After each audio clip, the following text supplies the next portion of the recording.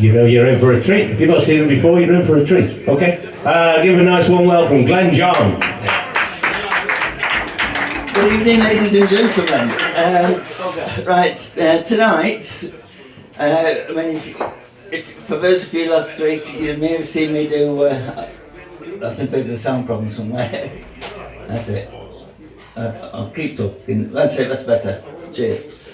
Right. Yeah, the thing is, you can still hear me, can't you? Right. So, enough of the self-deprecation jokes for now. But before I start doing my comedy, in a bit I'll be doing Coronation Street characters from the 1980s up to today. Well, first of all, let me tell you a proper incident that happened last week after finishing here. Where I live in Peacock, you've got to catch 2 trains to come here.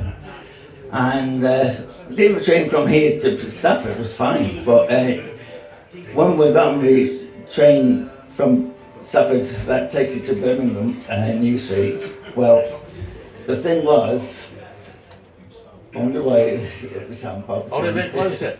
Pardon? Hold your mic a bit closer. Right, okay. Anyway, so what it is, what happened, there was this lad, it's a proper incident here before I get into the comedy. He was on the train, and he was like this. Sat there, and I'll just do it to the camera. Right. So anyway, yeah, he was in his 20s, and this girl in her 20s. There's a platform staff know about it, and said there's somebody that could be ill. So, and I just happened to see him. I even waved my hand in front, no response whatsoever. His eyes were open. And then you got somebody at the other end of the carriage going, leave him. And I said, excuse me, this lady here is the lady who works on platforms here, the train platform. I says, this lad, before we know, he might need medical attention. I said, it looks like he's either had a stroke or a drugs overdose, one over the other. But thankfully, he snapped out of it, and it turned out that he was actually asleep with his eyes open. So it's probably narcolepsy that he's got. So at least he was okay. There was a happy ending to that. So right, going on to the comedy today. So a bit of stand up first.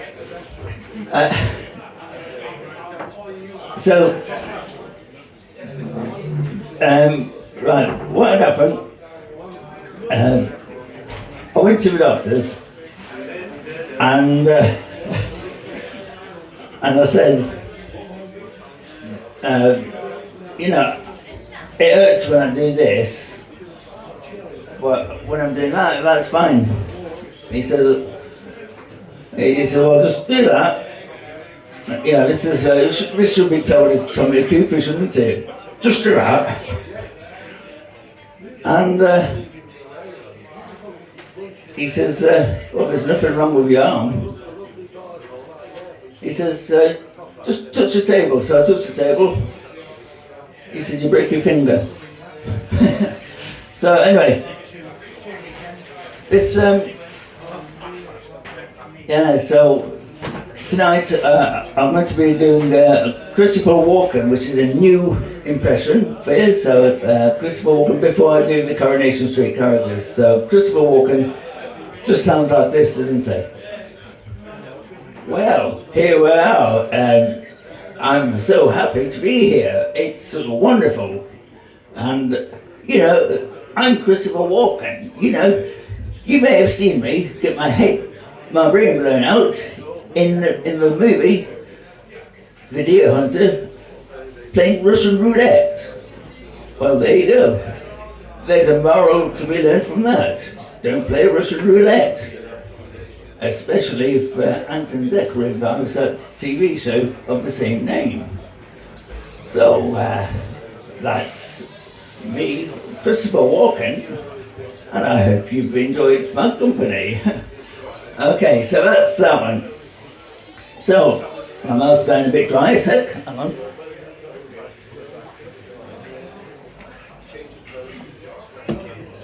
Right. It's always good to have a bit of beer on the side, isn't it? Right. So off I go with Coronation Street characters for you. And then after that, I'll do a voice request where you can tell me what voices you'd like me to do. Elsie Tanner. For me to do Elsie Tanner, I've got to take about 6 cigarettes a day. I end up, but I tell you what, I will compromise and do Phyllis Pearce. Do you remember Phyllis Pearce from the 1980s? Those of you that were around back then, yeah? So Phyllis Pearce, she was the Randy pensioner, wasn't she? And she always had a bit of a crush for Percy Sugden. So here it is, Phyllis and Percy. Oh, Percy. Oh, Percy. Oh, look at this, love. Oh, I could imagine you getting in that. Oh, give over, woman. What? You would... I'd rather be seen dead in that. Oh, no, you'd be seen dead in a coffin. But, that would suit you just nicely. I could just imagine you. Well, you better keep imagining, because it's not happening. So, that's how they used to be. Do you remember that, everybody? Yeah? So, then there was Hilda Ogden, wasn't there? Stanley, you know, just give me a kiss. Why? Just give me a kiss. On the cheek. Oh, no, let's say it was on my lips. Give me a kiss on my lips.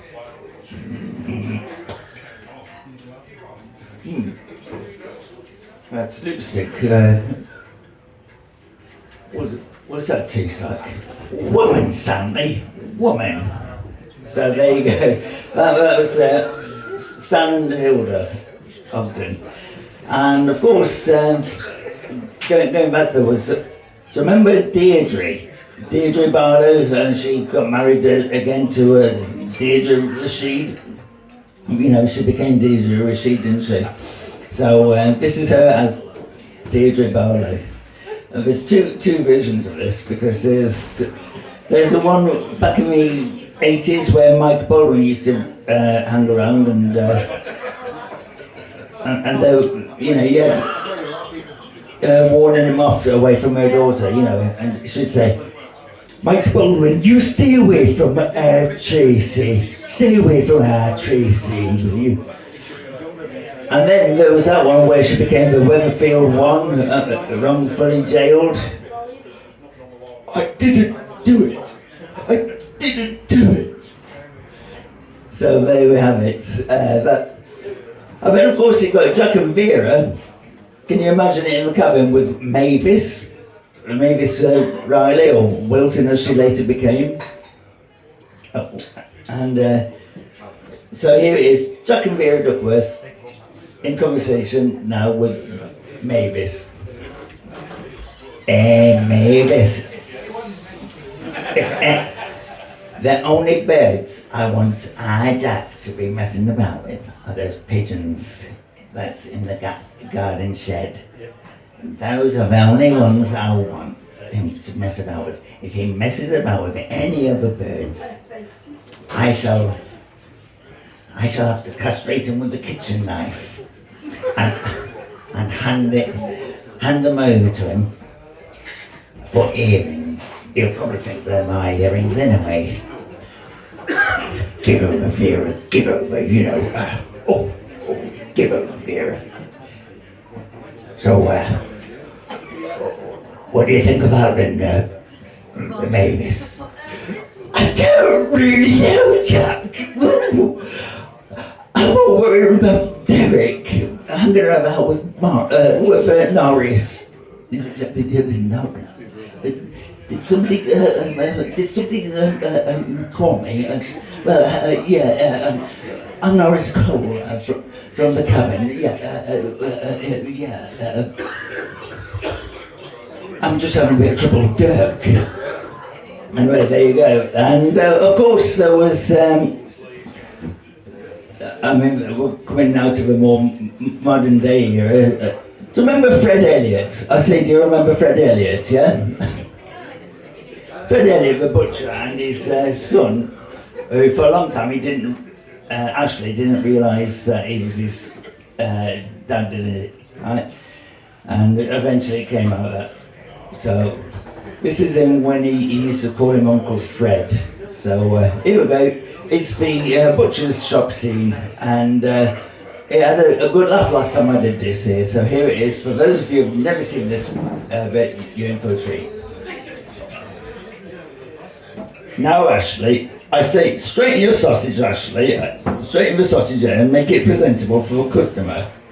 You know, that's right. Just straighten it. Yes. But Uncle Fred, I mean, if I just waggle it a bit better, it's going to be a bit more straight for them, isn't it? I mean, look at him, it's dripping at the end. Well, I don't need to know about your dripping, Ashley. I say, Ashley, that if you've got any dripping, well, I think you've got, so you better go and see the doctors. But, you know, Ashley, I say, you know, Ashley, you just got to make it more presentable. I mean, you know how Audrey likes a bit of Cumberland inside of her. Oh, Fred, what would my Gail say if she heard you say that? Mum, are you going to let him talk to you like this? Oh, Mum. And the latest one is Ed Bailey, isn't it? Ed Bailey, he's just recently in it, but he's got the builder's yard now. And this is how he sounds when he gets exasperated. Oh, Dee, I don't know what we're going to do. Oh, I mean, you've got Joel's baby inside of you. Oh. I know, I will get Michael to come over and maybe he can adopt him come from the States with his boyfriend and maybe they can adopt your baby, can't they? Oh, but you don't want that happening. So, I've tried. So there you go, that's Coronation Street for you. So, has anybody got any impressions they'd like me to do? So, Dave. Yeah, do Dave. Dave? Do me. You caught me off guard or something. Yeah, I mean, for me to do an impression of you, I mean, nobody else will get it, will they? So, You're going to use the guitar. Guitar? Use the guitar. I tell you what, somebody sold me a dodgy guitar, yeah. It for £30, it says, guitar for sale, no strings attached. So, that's it. I tell you what they say, if life gives you lemons, make lemonade. Well, last time I did that, I pissed myself, but there you go, I got the wrong lemonade, didn't I? So, right, is anybody over there got any voices they'd like me to do? No? What about this over here? Any impressions you'd like to hear? Cartoon characters, for example? Homer Simpson, right. I'll tell you, because you mentioned this, Homer Simpson, I'll throw in Marge and Bart as well. So here we go. Oh, Marge! What we're going to do now, Marge? Oh, homie, what am I going to do now? No, that's because I've said the homie twice. Homie, never mind, homie. What do you say, Bart? Don't have a coat, man. Cowabunga. So there we go. Anybody else? Anybody else? Yeah. You don't have to put your hand up, just call out. No? Well, I tell you what I haven't done for a while. I've not done any of the Star Wars characters. Does everybody like Star Wars characters? No. No? Oh, that's out the window. Right, okay.